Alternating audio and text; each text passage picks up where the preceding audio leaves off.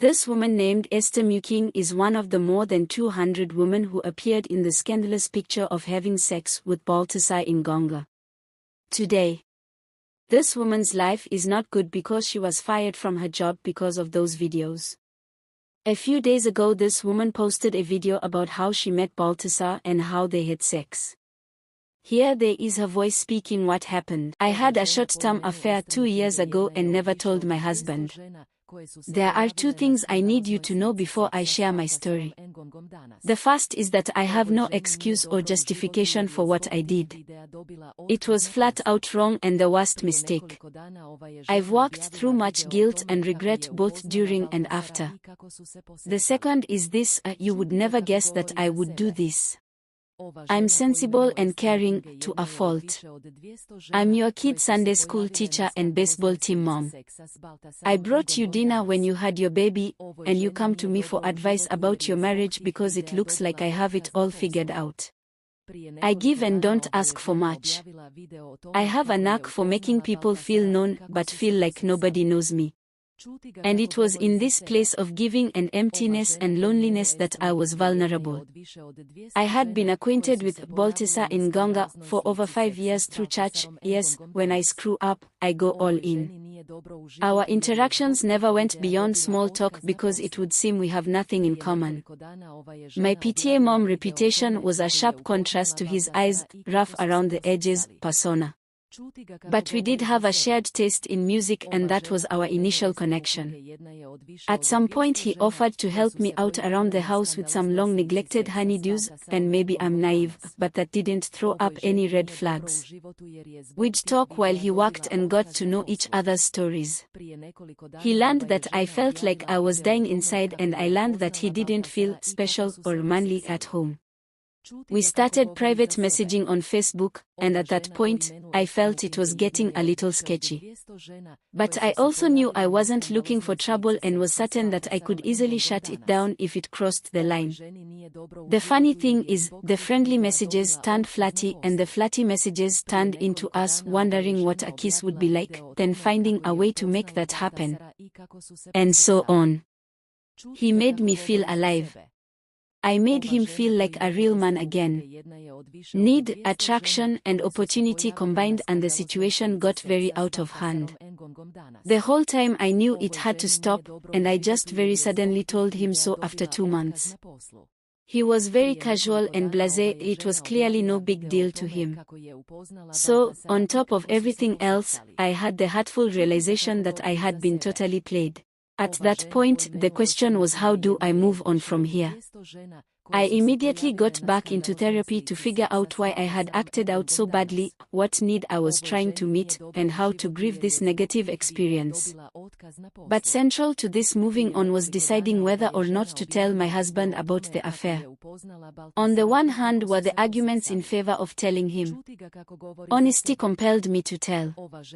It would be irrefutable proof to my husband that my life had gone off the rails and that we needed to restore our relationship. My prior suggestions that something was wrong had fallen on deaf ears. It would make me feel better.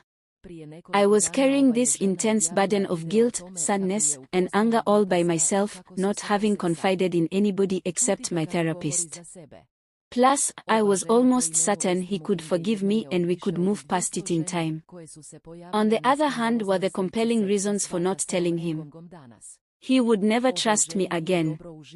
If I told him, we would most certainly have to leave our church. This is the only church our kids have ever known, and my husband and I are both very involved in church leadership and ministry. Our abruptly leaving would disrupt not only our family, but also hurt the many people who count on us there. And on top of everything else, I couldn't take our church home away from him. This was a short-term, 2-month affair with no emotional ties whatsoever. This was not my soulmate or some long-lost love.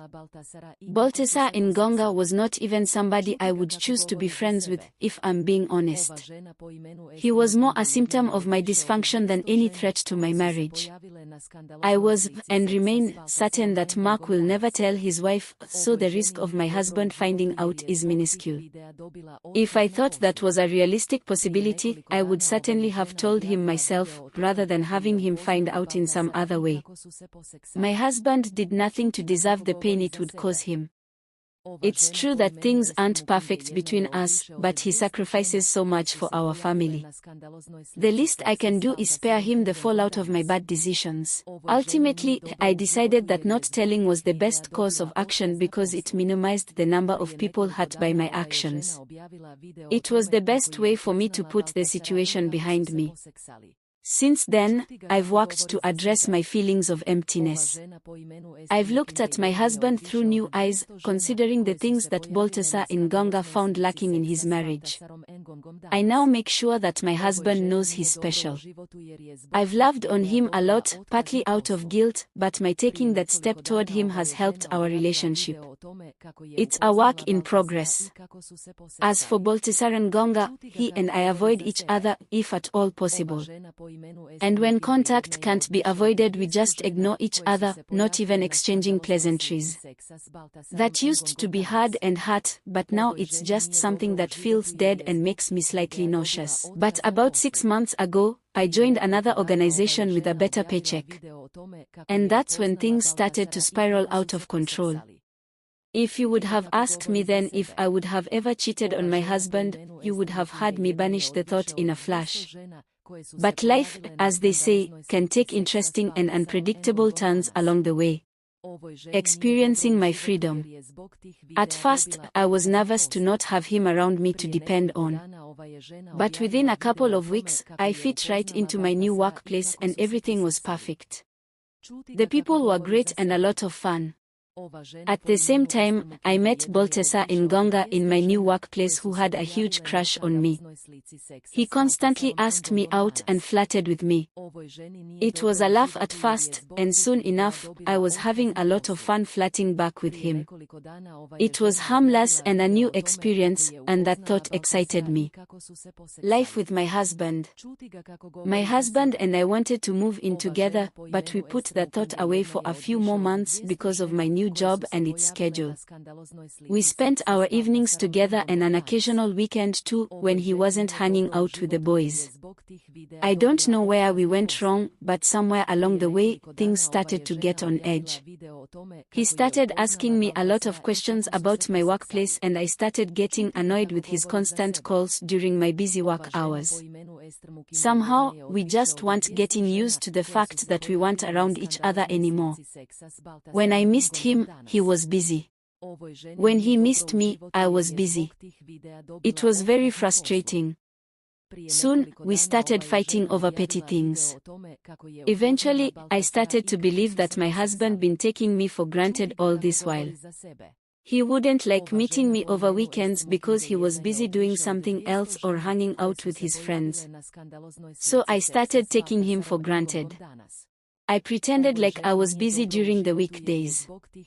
I started to like the attention, and in the midst of all this confusion in my love life, BALTASAR engonga from office, who had a crush on me, started asking me out more often. Eventually, I yielded one evening and we went out for a drink. And it was so awesome. I had such a nice time with BALTASAR, who was such a charmer and smooth talker. I couldn't stop thinking about him and was secretly waiting for him to ask me out again. He did ask me out again for lunch the next day. Soon enough, a BALTASAR who liked me started wooing me. He took me out to fancy dinners and splurged on extravagant gifts and diamonds. We watched movies and had candlelight dinners. But my husband had no idea of any of this, taking the next plunge into lust. One day, after a bitter fight with my husband over the phone, I called BALTASAR, who had a crush on me, and asked him to take me out because I wasn't feeling too good. He drove to my place immediately and we went to get a few drinks. I liked him a lot because he was always there for me. He cared for me and pampered me, something my husband seemed to have forgotten recently. And on the way back home, we shared our first kiss. I really liked it. I invited him back to my place and the next thing I knew, we were making drunken love on my bed. I felt better than I felt for the last 6 years with my husband. I felt weak and passionate, like a fire that has awakened within me. I loved every single emotion I was feeling. He wasn't my boyfriend, but I just liked him a lot. But deep inside I loved my own boyfriend and knew this guy could never take my boyfriend's place. But each time I made love with this Baltasar who had a crush on me, it made me feel good because I felt like I was getting back at my husband for treating me badly. Stepping deeper into the fields of lust, I knew I cheated on my husband, but somehow it didn't feel bad. Instead, I felt bold and empowered. I even felt powerful. I wanted more. There was Baltasar who used to like me. I liked him too, but I couldn't do anything about it because I was dating my husband. And he knew that. I called him up and started flirting with him. Soon enough, we planned a date that evening. That very night, I got him into my bed and had the best sex of my life, for the second time in a week. I was having so much fun juggling 3 rounds in bed with Baltasar from work and it felt like a dream come true. At that point, I knew I only loved my husband and no other guy, but the buffet of sex I was having was making me delirious. All of a sudden, I loved my life. My ignorant husband comes back. It's easy to see why I stopped caring about my husband and our petty fights anymore. I told husband wanted a break from the relationship. He thought I was upset about the petty fights. My husband had no idea it was because I hated getting his calls while I was having sex with my new love. He tried to woo me back. He came to me in tears and asked me if we could work on our relationship. I loved him, but I was confused. Did I really want to go back to that? But today I regret for having relationship with Baltasar in Engonga. I cheated on him by kissing and having sex with Baltasar. I went out with Baltasar and we ended up kissing and taking pictures together. My husband saw the pictures and that's how he found out. Right now he has spoken to me and he is willing to work things out, we just aren't together right now. He told me I have to gain his trust back and I am willing to do that. I cut off contact with the Baltasar. I have given which is my husband, but I guess you can say he's not RN, my phone password *** Instagram password. He did tell me he went out with this girl who is his friend, but she does want to be more, but he doesn't see her that way.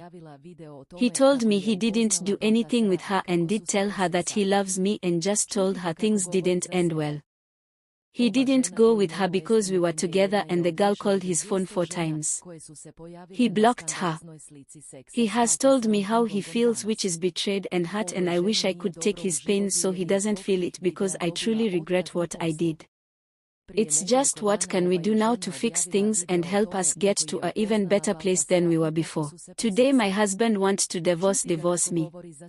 Let me tell you how I met my husband, who wants to divorce me after Baltasar in Engonga sex scandal. I was single for about 2 years prior to meeting Matt and using a Jewish dating service called Date to Meet Men. In my master's degree program, there were only women. I went on online dates, lots of them. I basically dated everyone in the tri-state area. Sometimes I went on 1 or 2 dates with some of the men before deciding we want a good match, and others I dated for about a month. None of them amounted to anything substantial. After I reached my quota of bad dates, I would go off date for months at a time. I was once again contemplating going off date when a man sent me a message. His profile picture was in poor lighting, and he was wearing a multicolored striped shirt with a very loud tie. I had dated online long enough to know that if a guy is hiding in his picture, it's never a good sign. On top of that, he kept bragging about how wonderful he was and how he was waiting for the perfect woman. Bad profile picture plus arrogant equals loud warning bells. I had a rule that I would only meet men on my turf, Brooklyn, for the first date. I once had a guy drive for 2 hours to meet me. This guy told me he worked in Manhattan, and if I wanted to meet, I'd have to travel to him. I don't know how this conversation turned into me consenting to take the bus and train to Manhattan to meet him. It is one of the great mysteries in my life. Was it divine intervention or did I have temporary insanity? One will never know for sure. All I know is that on October 25, 2007 at approximately 6 p.m., I stood in front of an H&M waiting to meet this guy. I remember cursing myself out in my head for agreeing to this until I saw a man walking towards me smiling. With that one look, my love story began. The best way to explain it is that I felt like time stopped at that moment. It was a feeling I had never experienced. I think I stopped breathing as I looked at this guy and knew instantly that my life was about to change forever. He gave me a hug and we went to a restaurant to eat. The food was terrible, but the conversation more than made up for it. He was extremely attractive, but more importantly, he was smart, funny, witty, and down to earth, nothing like how he came across in his messages. I knew I would marry him. I excused myself, then I joked with him that if I didn't come back in 10 minutes, that I had probably climbed out the bathroom window. Then I walked to the bathroom, took out my phone, and told my mom that I had met my husband. I was going to marry this man I had just met named Matthew. He suggested that we go bowling, but the bowling alley was only taking reservations.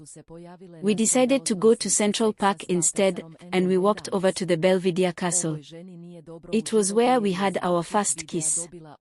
Afterwards we sat on a park bench and talked for hours. It was getting late, so he hailed me a cab. He told me to text him when I got home to ensure I arrived safely. I was in a haze the entire ride home. We were pretty much inseparable after our first date, and it was only 3 weeks later that he told me he loved me. As silly as it might seem, I felt that way too. Our first vacation was filled with Mano. Within a few months we planned a weekend getaway upstate. The evening that we arrived at the hotel, Matt started feeling unwell. By the next morning he had a high fever, and we immediately returned home. Blood work was drawn, and the tests revealed that he had mono. We were told that adults who get mono can get very severe symptoms, and Matt proved to be no exception. Fate brought us together and love has kept us together. After a year of dating, Matt took me to our favorite Italian restaurant and ordered some wine. I am not a big drinker, so I was tipsy by the second glass. It was a beautiful night, so I suggested going to Central Park, which was nearby.